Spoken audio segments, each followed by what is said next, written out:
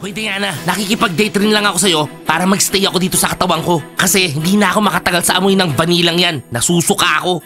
Bakit? Akala mo ba gusto ko din yung amoy mo? Diana, pwede ba? Huwag na tayo mag-away. Nagdi-date tayo, nakalimutan mo ba? Oo na, sige na. Kung ganun, pwede na tayo mag-kiss?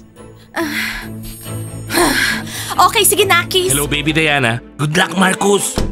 Girls, nakalimutan na ba niya na break na kami? Ewan, Diana. Diana, I love you. May nilagay akong love letter sa locker mo. Basahin mo na please. Oh my God, girls, anong gagawin ko? Mag-pretend ka na lang na ikaw si Smiley.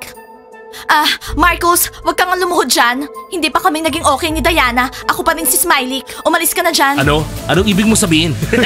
Lumuhod siya para kay Smiley.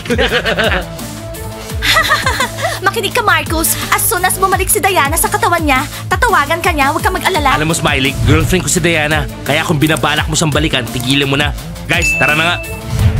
Girls, ang cool palang magkunwaring si Smiley. Kaya lang nakakaawa si Marcos. Bakit ka nagsinungaling sa kanya? Kasi hindi ako pwedeng makipag-date kay Marcos.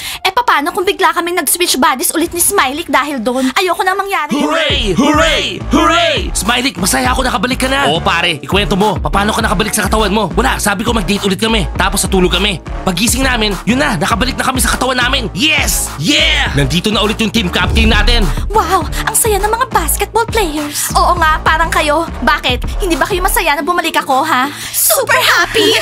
Kaya na, masaya rin ako.